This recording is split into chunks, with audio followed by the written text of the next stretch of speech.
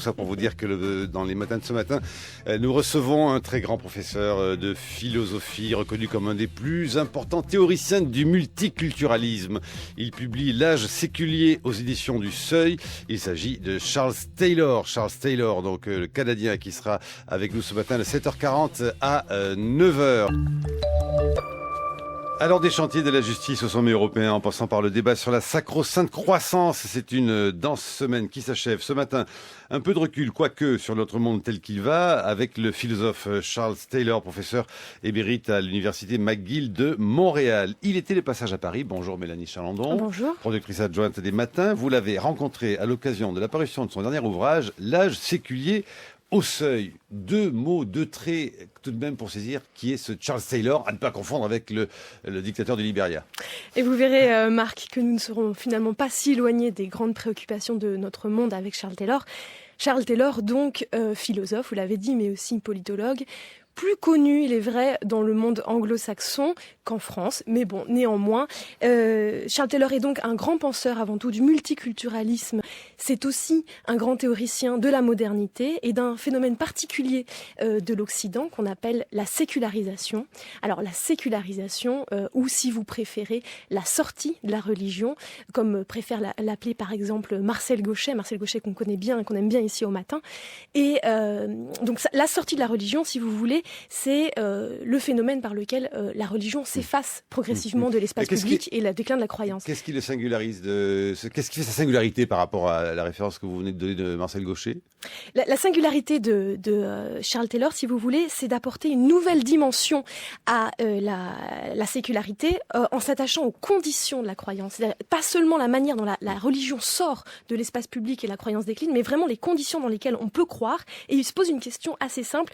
Comment sommes-nous passés d'une société où il était impossible de ne pas croire à une société où c'est devenu une option parmi d'autres et même la norme? Eh bien, c'est ce que l'on va entendre avec vous à votre micro, Mélanie Chalandon. Charles Taylor, qui était de passage à Paris il y a quelques jours pour la parution de L'âge séculier. C'est aux éditions du Seuil. Charles Taylor. Sécularisation, d'abord, c'est la séparation de l'Église et de l'État, ou, disons, de présence moins grande de la religion dans l'espace public, enfin, où le monde politique est de moins en moins fixé sur la religion. Mais le deuxième, on parle souvent de sécularisation dans le sens d'un repli de la pratique religieuse ou de la croyance religieuse. Maintenant, j'ai cru qu'il y avait un troisième élément qui est très important là-dedans. C'est les conditions dans lesquelles on fait le choix, si on fait le choix entre croire et pas croire, la façon dont la croyance ou la non-croyance trouvent leur place dans la société, trouvent leur place dans la vie humaine, etc. C'est vague, mais enfin, on peut entrer là-dedans dans un instant, mais c'est comme, on pourrait dire, les conditions du croire. Hein? Alors, ce qui est intéressant là-dedans, c'est que on peut dire qu'il y a des phénomènes qui s'approchent de la sécularisation dans d'autres parties du monde, autres que l'Europe et l'Amérique du Nord. Et souvent, il y a des séparations de l'Église et de l'État, par exemple en Inde. Il peut y avoir un repli, mais les conditions du croire sont très différentes dans ces différentes parties du monde. Alors peut-être ne devrait-on pas parler de sécularisation comme quelque chose d'universel, ou plutôt de différentes trajectoires que font différentes civilisations, l'Inde, la Chine, la civilisation musulmane, etc., et voir la singularité de la trajectoire occidentale. Vous avez parlé de l'Europe et de l'Amérique du Nord. Profitons-en pour préciser le champ de vos recherches et de votre pensée. Vous parlez donc de l'Occident et de la chrétienté latine, hein, c'est ça? Oui, chrétienté latine au départ, en 1500, mais c'est maintenant l'Occident, mais pas... Là, il y a des zones grises dans ma propre analyse. Où est-ce que je place l'Amérique latine? Mais malheureusement, j'ai pas pu vraiment examiner ça de près. Donc, c'est un peu... C'est la civilisation de l'Atlantique Nord, alors. L'Atlantique Nord, plus ou moins. C'est ça. Et alors, de quand datez-vous ce phénomène de sécularisation, on se doute qu'il s'agit d'un processus qui court sur le long terme et non pas d'un point dans l'histoire. Oui. Mais quand même, est-ce qu'on peut dater à peu près le phénomène de sécularisation ? Oui, il y a différentes étapes. Je crois que les phénomènes où on commence à voir cette distinction de l'Église et de l'État, etc., ça commence déjà au XVIIIe siècle. Par exemple, la Révolution française, la Révolution américaine, etc. Mais ça a été préparé de longue date par des développements beaucoup plus profonds dans la civilisation. Et je crois que c'est paradoxal, mais ce qui est important dans ces développements-là, c'est le mouvement, les tentatives de réforme, non seulement protestantes, mais aussi catholiques, du christianisme, qui ont fait une espèce de mutation à l'intérieur du christianisme qui a amené des conditions qui ont permis à la sécularisation d'avoir lieu. Alors le monde d'avant la sécularisation, on a coutume de le qualifier comme un monde enchanté. Oui. Alors qu'est-ce qu'on entend vraiment par monde enchanté, si ce n'est un monde donc peuplé d'esprits maléfiques, de forces de toutes sortes, de magie, etc. Et donc la première étape, c'est le désenchantement de ce monde ? Oui, en un sens, mais malheureusement, on utilise le mot désenchantement et enchantement dans deux sens différents.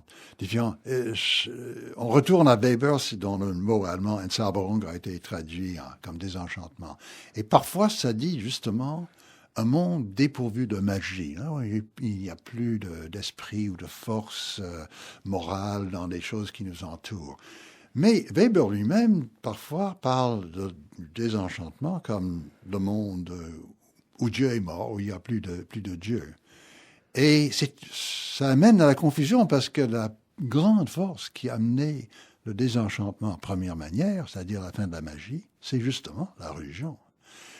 On pourrait dire que la religion juive d'abord, mais chrétienne ensuite, a été une grande force de désenchantement qui a opéré tout le long de plusieurs siècles, mais qui vraiment dans la chrétienté latine, à peu près à la fin du Moyen-Âge, a pris de l'ampleur et a été une force très importante. Pensons par exemple à la réforme protestante, qui a même considéré la messe chez Calvin comme un élément de magie, qui a voulu mettre fin à la vénération des saints, à la recherche des reliques, etc.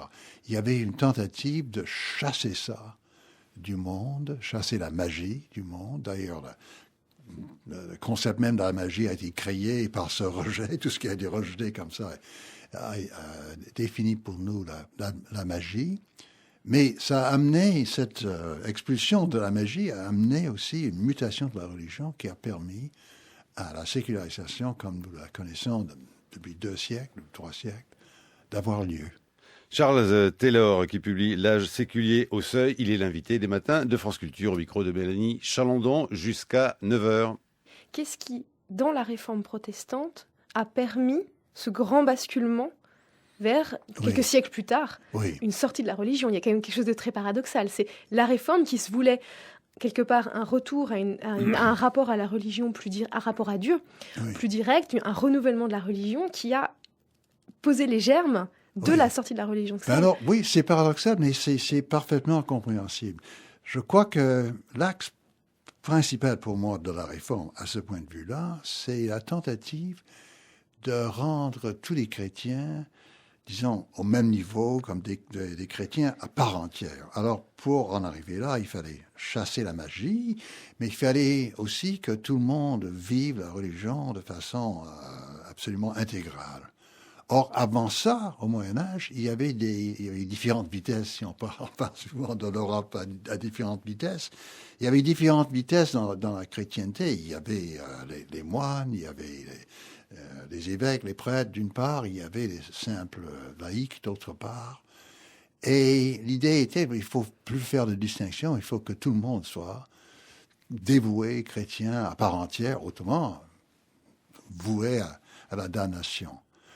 Ça a amené des changements de mode de vie, l'introduction de discipline, des exigences beaucoup plus élevées et plus importantes pour chaque personne. Et tout ça, ça a créé à la longue une civilisation et une société transformée. Une civilisation et une société imprégné de discipline personnelle et collective qui a créé des sociétés aussi beaucoup plus puissantes. Alors le développement de cet État, des États, on pourrait dire de développement, parce que c'est de ça qu'on parle. Quand on dit de développement, on veut dire que dans les pays sous-développés, on transforme la population, on la fait plus laborieux, etc.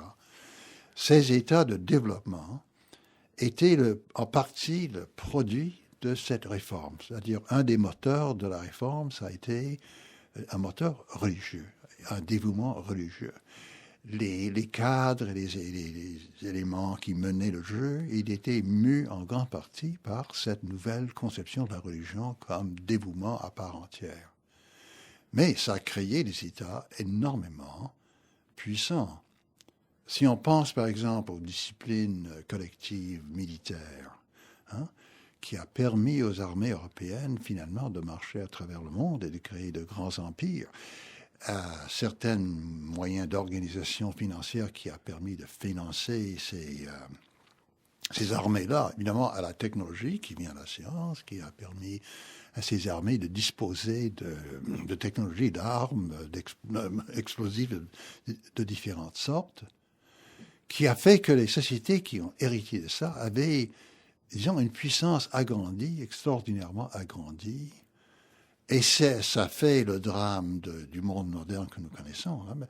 La tentative des pays qui étaient menacés par cela, les pays extra-européens ou même la Russie au départ, de rattraper le retard, d'essayer de trouver des moyens de résister à cela en produisant chez eux les mêmes réformes. Et tous ces changements, qui sont des changements extrêmement majeurs de nos sociétés, tous ces changements, c'est la religion, en particulier la réforme, qui les a impulsés? Oui, c'est toujours, évidemment, il y a une certaine simplification là-dedans, parce que c'est toujours tout ce qui se passe dans l'histoire, toujours un éventail très large de raisons. Mais là, je suis Weber dans l'idée qu'un des éléments... Weber avec...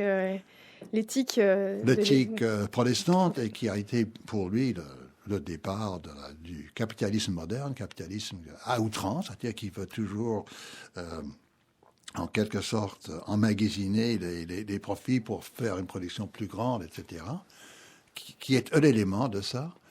Mais je crois qu'une des forces majeures qui a permis à cela de se passer au départ, c'était la religion. Charles Taylor au matin de France Culture, à votre micro. Mélanie Chalandon, vous nous dites un peu comment il est cet homme quand on le voit en photo. Il a un côté Major Thompson. Ah oui, il est charmant. Charles Taylor est né en 1931. C'est un grand homme dans tous les sens du terme. Je me sens tout à fait séduite. Il est donc québécois d'expression anglophone, d'où ce charmant accent qu'on a pu entendre. Alors il a notamment été très connu avec les Sources du mois, qui était sorti en 1989. Est-ce que si on ne connaît pas du tout et rien à l'œuvre de Charles Taylor, on peut commencer par cet Âge séculier au Seuil, énorme ouvrage? L'Âge séculier peut être une bonne entrée en matière, effectivement, puisque c'est un ouvrage qui reprend des travaux anciens et notamment des conférences qui avaient été données à Édimbourg en 1999. Et surtout, en fait, donc effectivement, l'Âge séculier, 1200-1300 pages, reprend énormément de ces anciens travaux, que ce soit dans les Sources du mois, vous l'avez cité, ou dans les malaises de la modernité. Donc, on trouve dedans énormément de ramifications au-delà du récit de la sécularisation, de la réflexion de Charles Taylor sur la modernité, la politique, l'humanisme, la civilisation, etc. Donc oui, ça peut être une bonne entrée en matière. Le thème de la deuxième partie, après le journal, ce sera ? Alors il y aura 3 thèmes dans la deuxième partie. On finira par se demander l'avenir, la sécularisation. Entre-temps, on se demandera un peu la question du manque de sens de nos sociétés. Et puis on commence avec la question en fait de savoir... excusez-moi. On continuera d'observer avec Charles Taylor la question de la modernité en tout cas, et comment peut-elle survivre sans religion. Ça sera le thème. 8h16, il est l'heure de retrouver la chronique de Brice Couturier. Mélanie, qui lui aussi est un grand lecteur, un grand fan de Charles Taylor, notamment de son ouvrage Les 3 malaises de la modernité. Bonjour Brice. Charles Taylor est assurément l'un des plus grands philosophes vivants. On ne le sait pas toujours, mais ce théoricien majeur du multiculturalisme est aussi l'auteur d'une remarquable archéologie culturelle des sensibilités modernes parue sous le titre « Les sources du moi ». Mais ce n'est pas de ce livre dont je voudrais vous parler ce matin, simplement parce qu'il est impossible de le résumer en 3 minutes. J'ai choisi de vous en présenter un autre, qui s'intitule « Le malaise de la modernité » et que le philosophe canadien a publié en 1999, qui s'inscrit visiblement dans le prolongement, vous l'avez compris, de la condition de l'homme moderne d'Hannah Arendt. Alors pour Charles Taylor, 3 malaises donc minent la modernité. En fait, ce sont 3 processus d'émancipation qui se sont retournés contre nous en se radicalisant. D'abord, la disparition des horizons moraux. Si la modernité nous a émancipés des liens et des croyances qui tenaient nos ancêtres enserrés du berceau à la tombe, dans des réseaux compliqués de dépendance mutuelle, elle nous a privés, ce faisant, de l'horizon de sens dans lequel ces devanciers parvenaient à inscrire leur vie. Parce que nous ne croyons plus faire partie d'un ordre qui nous dépasse, notre monde est désenchanté. Flottant sur la crête des vagues, nous avons été dépossédés de toute capacité à nous projeter dans un quelconque avenir. Ensuite, la raison émancipatrice s'est transformée, comme l'avaient bien vu Adorno et Horkheimer, en raison instrumentale. Elle impose sa logique des moyens appropriés au mépris de toute interrogation sur les buts. La réussite, l'efficacité, la rentabilité, ce qui fonctionne, ce qui marche, évince, comme spontanément, ce qui ne rapporte rien. Et cela impose à notre modernité tardive un cynisme particulier. Enfin, 3e malaise, la culture romantique de l'authenticité, l'idée rousseauiste selon laquelle la voix de la nature parle en nous et qu'il suffirait de l'écouter, cette voix romantique s'est dégradée en culture du narcissisme. Alors du côté de la culture populaire selon Charles Taylor, cela donne l'idéal du bien-être, il faut se faire plaisir, bien en profiter, comme on dit à la télé, et chez l'élite cela se traduit par le nihilisme, la négation de tout horizon de sens, de toute valeur. En outre, en se radicalisant, l'individualisme moderne a cru pouvoir s'affranchir de toute contrainte, notamment sociale. Dans son désir d'épanouissement, le sujet moderne a cru pouvoir déboucher sur une création de soi qui se révèle une douloureuse illusion. Il s'est déçu lui-même, on le presse d'être soi-même, il se découvre n'être rien du tout.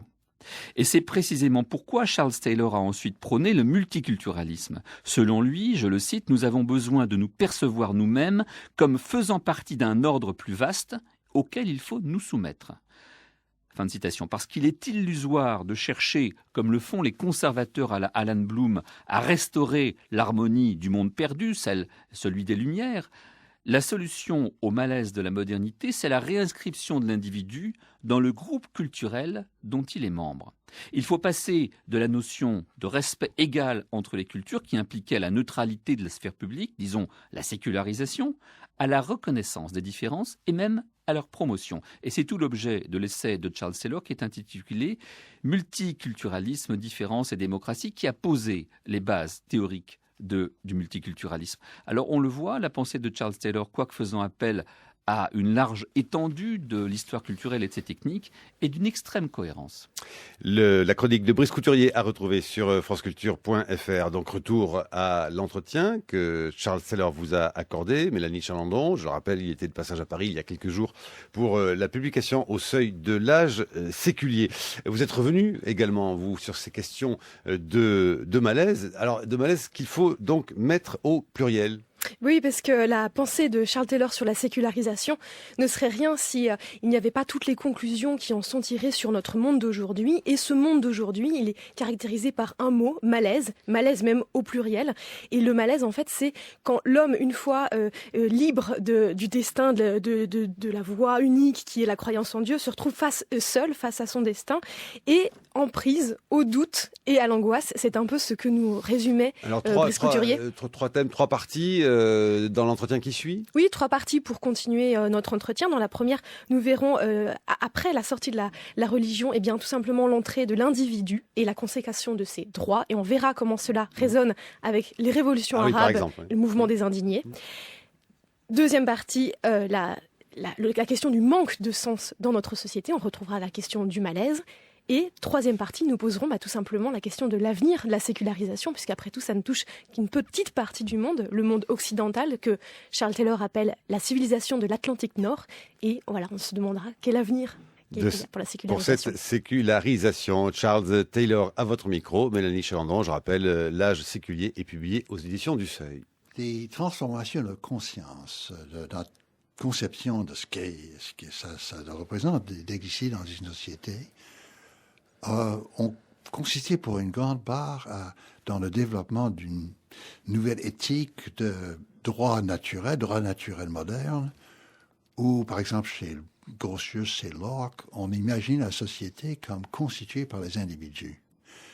Les individus se sont rassemblés, ont signé un contrat, ont constitué une société, un pouvoir politique pour pouvoir se défendre, se donner la sécurité, progresser économiquement, etc.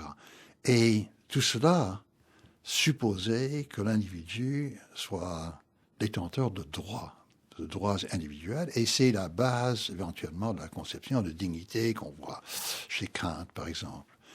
Mais on peut avoir une modernité qui ne soit pas basée là-dessus, une modernité qui va être une modernité dans le sens suivant que les gens vont concevoir la possibilité et la nécessité de transformer la société, de transformer leur rapport avec la nature, mais sans que nécessairement l'individu et ses droits soient à la base ou soient absolument fondamentaux. Regardons la Chine. La Chine actuelle, c'est une grande société qui a fait plusieurs essais de se transformer qui n'ont pas abouti très bien sous Mao, mais depuis la fin de Mao et le nouveau leadership depuis 1976 en Chine, on a un spectacle extraordinaire. C'est un développement économique, et transformation de la société, mouvement de population, construction de nouvelles villes, etc., à une vitesse qu'on n'a jamais vue dans l'histoire. Mais on ne dirait pas que l'idée du droit de l'individu et la dignité de l'individu soit vraiment fondamentale là-dedans. Donc le droit de l'individu est plus caractéristique de la modernité occidentale. Oui, maintenant, on ne sait pas à la longue, parce qu'il y a des gens qui croient que pouvoir opérer ce genre de changement, changer complètement le contexte dans lequel les hommes vivaient auparavant, et ça va à la longue produire de l'individualisme, parce que c'est vrai que ça détruit les communautés de base qui existaient auparavant, disons dans le village chinois. Si le village est complètement transformé par une industrialisation, aussi les gens quittent le village pour s'en aller vers les villes, c'est clair que ça va déranger profondément les communautés de base qui existaient auparavant. Alors, il y a un mouvement négatif, mais est-ce que ça va amener forcément une éthique de l'individu et la dignité de l'individu? C'est possible en partie parce que les gens regardent ce qui se passe ailleurs et parfois, peut-être, les Chinois diront à un moment donné, on nous prive de privilèges qu'ont d'autres civilisations, des Occidentaux, etc. Ça, c'est pas tout à fait clair comment ça va se développer. Mais d'entrée de jeu, c'est une certaine modernité-là qui n'était pas liée de façon essentielle à une éthique de la dignité de l'individu. Si je grossis le trait de vos propos, mais vous me direz, est-ce que ça veut dire que les droits de l'homme sont donc une production de la modernité occidentale et donc est-ce que ça accréditerait la thèse que ce ne sont pas un bien universel ? Ce qui est intéressant, c'est que, avec certaines exceptions, ils deviennent universels. Il y a beaucoup de sociétés dans le monde actuel, l'Inde, Thaïlande, etc., où cette éthique a été adoptée. Mais ce qui est intéressant là-dedans, que c'est pas copier-coller de ce qui s'est passé en Occident. Par exemple, j'ai visité Thaïlande pour discuter justement des problèmes de droits de l'homme, il y a une vingtaine d'années de ça, et j'ai rencontré des gens, des bouddhistes, qui défendaient de façon très forte démocratie et droits de l'homme. Mais c'était pas à partir d'une conception de l'individu souverain. Non. ils avaient une conception bouddhiste de l'ahimsa, c'est-à-dire la non-violence. Et ils avaient conclu que les systèmes démocratiques, les systèmes qui respectent les droits des individus, sont des systèmes politiques qui exigent le moins de violence, de force, de violence faite à l'individu. Et donc, pour des raisons complètement différentes qui n'ont rien à faire avec Locke, avec la tradition occidentale, ils en venaient à au même fondement, finalement. Un fondement différent, mais des mêmes sortes de chartes de droit, les mêmes, structures juridiques, mais avec des fondements assez différents. Et je crois qu'on voit quelque chose d'analogue en Inde, dans les pays musulmans, etc. Donc, il se peut fort bien que l'humanité en vienne à une espèce d'accord universel sur les droits de l'homme, les droits humains, mais ça va être par des cheminements différents et ce n'est pas absolument assuré d'entrée de jeu que ça va être universel. Alors pour en revenir à ma question sur les mouvements des indignés qui ont 1 ou 2 ans maintenant, donc finalement la notion de dignité qu'ils invoquent, oui, elle n'est donc pas nouvelle. Non. Alors qu'est-ce qu'il y a de nouveau dans ces mouvements si la notion de dignité est... S'il y a quelque chose de nouveau là-dedans, parce que, disons, la démocratisation commence avec ce concept de dignité. Tandis que dans beaucoup d'autres cas, la démocratisation a commencé avec les peuples qui se disaient on nous opprime, on ne tient pas compte de nos intérêts. C'était intéressant dans la place Tahrir, par exemple, au Caire. C'était le point de départ. On nous a traités comme des enfants, comme des gens qui n'avaient pas d'importance. On pouvait faire n'importe quoi avec nous. On ne consultait pas nos intérêts. Alors, c'est une nouvelle façon de concevoir la démocratie qu'on n'a pas vue, par exemple, en 1917 en Russie, qu'on n'a pas vue, nécessairement même aux Amériques pendant la Révolution américaine, qu'on n'a pas vue dans des mouvements de démocratisation auparavant. Alors, c'est intéressant de voir comment les idées, les aspirations politiques se déplacent, s'implantent dans différentes civilisations, et il y a un accent nouveau que l'on voit là-dedans. Alors, toujours pour parler de l'individu dans la modernité, déjà dans d'autres travaux, Charles Taylor, vous disiez qu'une des caractéristiques de la modernité, c'était une place grandissante donnée à la vie quotidienne, c'est-à-dire au travail, aux relations humaines, au regard de l'autre, mais aussi à la sensation d'être utile à la société. Des préoccupations, est-ce qu'on peut dire que ces préoccupations-là sont devenues centrales du fait de la perte d'une aspiration à sauver son âme ou tout simplement la croyance en Dieu? Est-ce qu'elle a été remplacée par une préoccupation grandissante pour le quotidien? Non, c'est pas comme ça que ça s'est passé, vraiment, parce que on voit ça pour revenir à la réforme protestante. La réforme protestante a mis énormément d'emphase sur ce que j'appelle la vie ordinaire. C'est la vie de production et la vie aussi sexuelle, la vie de famille. Et justement, faisait partie de la réaction contre le catholicisme médiéval qui avait mis sur un piédestal les vocations célibataires, les vocations de moines, de prêtres, etc. Non, a dit Luther et Calvin, non, tous les chrétiens sont sur le même plan. Être chrétien, c'est être chrétien dans sa vie quotidienne. Luther, qui était moine, a épousé une ex-sœur, là, et alors, c'est la grande force de cette éthique de la vie quotidienne, ça nous vient de la religion. Hein? Et ensuite, ça a été transformé de maintes façons. Des auteurs comme Rousseau, etc., ont poussé dans le même sens. Alors, je crois que c'est pas une éthique de remplacement, éthique de rechange qui prend la place d'une éthique de la transcendance qui aurait disparu. Au contraire, dès le début, c'était un peu imprégné de transcendance. Et ça le reste maintenant, même pour des athées, c'est-à-dire le sentiment de l'importance fondamentale de ces réalisations de soi, hein?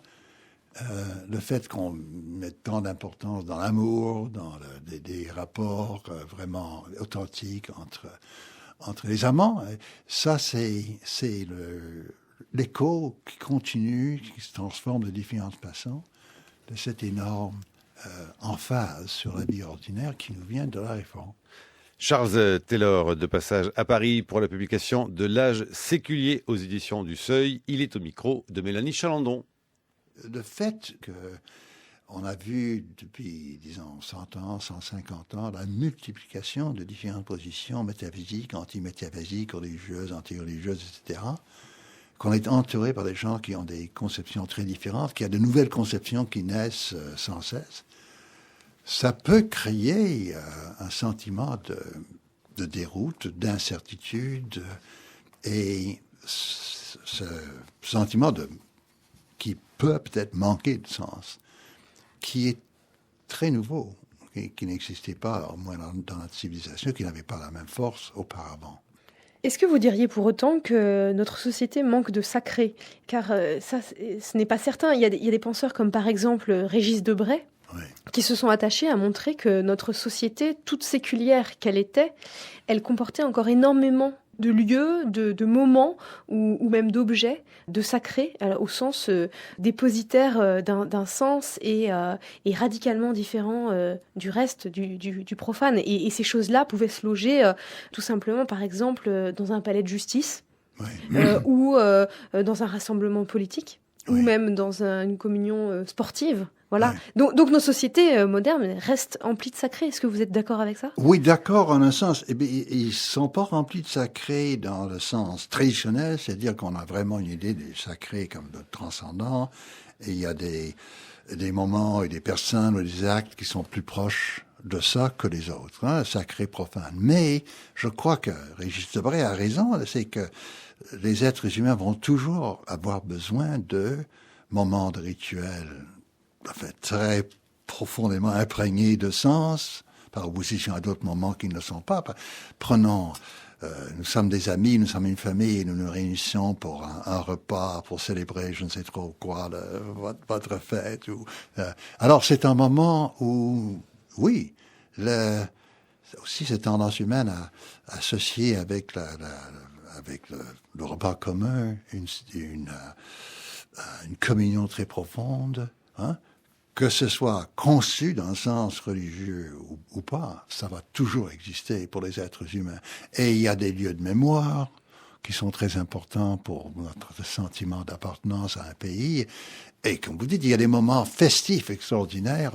Les gens qui sortent de partie de foot et ont gagné la partie, ou peut-être perdu la partie, et puis il y a une espèce de moment festif qui... Comme un rassemblement à la Bastille un certain soir de mai, par exemple. Oui, oui, absolument. Et donc, ça va toujours exister. Mais c'est pas le sacré dans le sens traditionnel.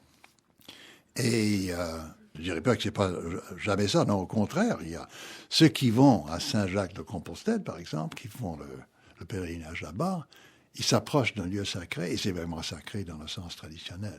Mais jamais on va, je dis ça comme si j'étais sûr de l'avenir de l'humanité, mais je ne conçois pas une ère où il n'y a pas quelque chose de semblable, c'est-à-dire une distinction entre les moments, les actes, les personnes, où se concentre une signification vraiment très profonde et très forte. Alors vous, le terme que vous utilisez, Charles Taylor, c'est celui de la plénitude que vous exposez dès le début de votre ouvrage. Donc la plénitude, ce serait cette expérience ou ce sentiment qu'on pourrait éprouver soi-même ou que l'on croirait du récit de quelqu'un d'autre. Et donc le sentiment, je disais, de quelque chose de supérieur, qu'il y a un au-delà, qu'il y a une transcendance, c'est ça ? La plénitude. Et cette plénitude, elle est partagée par tout le monde. Vous ne pouvez pas concevoir qu'il y a des gens qui ne le ressentent pas et n'aient pas besoin de le ressentir ? C'est ça, mais c'est pas nécessairement relié à une transcendance. Ou plutôt, parce que j'ai utilisé ce mot transcendance et puis je le regrette un peu, beaucoup de gens m'ont critiqué en disant, il y a toutes sortes de transcendances. Quelqu'un qui quitte un poste de médecin où il gagne beaucoup d'argent pour s'en aller en Afrique avec Médecins sans frontières, c'est une certaine transcendance d'un mode de vie. Oui. Alors, laissons de côté peut-être la transcendance, mais ce que j'essayais de dire, c'est que il y a personne, il n'y a pas un point de vue possible, à moins que ce soit un point de vue de désespoir, où il n'y a pas une conception de la plénitude, c'est-à-dire des moments où un état de vie, où vraiment ce serait quelque chose de plus extraordinaire, plus vivant. Hein. Des gens disent parfois, mais à ce moment-là, je ressentais la vie réelle, la vie plénière, etc. Tout le monde place ça quelque part. Mais il y a des différences énormes entre les endroits où on le place, où on le voit, où on l'entrevoit. Et j'ai introduit ce terme-là parce que je crois que ce qui est intéressant dans l'ère moderne, c'est qu'on peut échanger, discuter entre les gens qui ont des points de vue très, très différents pour expliquer à d'autres pourquoi on place la plénitude ici et par là, pourquoi on est enthousiasmé par ce mouvement ou cette religion ou quelque chose d'autre. Et c'était un un terme qui permettait une comparaison et un échange. Alors je dirais non pas qu'il y a une forme de plénitude à laquelle tout le monde souscrit, non, au contraire. Mais chacun fait la distinction entre les moments de la vie élargie, plus intense, plus pleine, et des moments ou des modes ou des états dans la vie qui le sont beaucoup moins. C'est un peu comme vous avez dit du sacré tout à l'heure. Hein, il y a des moments plénières et des moments plutôt routiniers, sans grande signification. Et ça, ce serait une caractéristique de l'ensemble de l'humanité? Est-ce que ce serait même le plus petit dénominateur commun entre tous les hommes? Peut-être, oui. L'expérience d'un moment, d'une plénitude? Oui, mais pour que ce mot-là, que ce concept-là se dégage, il fallait cette grande pluralité et cette grande diversité. Hein? Il fallait avoir le choix. Oui, il fallait avoir le choix, toutes les possibilités devant soi. Il fallait avoir un ami, un frère, un beau-frère qui soit d'une opinion complètement différente. Il fallait acculer à cet échange avec des gens, avec des amis, avec des proches, où on parle de différents sentiments ou conceptions de la plénitude. Charles Taylor, à votre micro, Mélanie Chalandon. Fin de l'entretien avec la question donc sur l'avenir de la sécularisation. Charles Taylor. Ça part de l'Europe parce qu'il y a le méthodisme, etc. C'était passé aux États-Unis. Et une autre transformation, c'est développé chez les Noirs aussi bien que chez les Blancs. Et ensuite, ça a passé en Amérique latine, en Afrique, etc. Mais je crois que ça, c'est vraiment un résultat d'un certain aspect de la modernisation, c'est-à-dire le désencastrement des gens par rapport à des modes de vie très traditionnels et des communautés très intensément unies, parce que les gens s'en vont dans des favelas de Rio ou s'en vont dans des grandes villes africaines, etc. Et ils doivent se reconstituer une nouvelle sociabilité. On ne peut pas vivre sans cela. Et là, il y a un énorme espoir parce qu'il y a à la fois une spiritualité très forte et une spiritualité qui leur permet de reconstituer de nouveaux modes de vie et aussi des modes de vie où les femmes ont souvent une influence et un rôle plus important. Et on voit, c'est un peu un phénomène généralisé dans le monde actuellement. Les gens sont souvent à la recherche de religion personnelle, un mode de dévotion personnelle. Et ça se reflète dans le mouvement pentecostiste.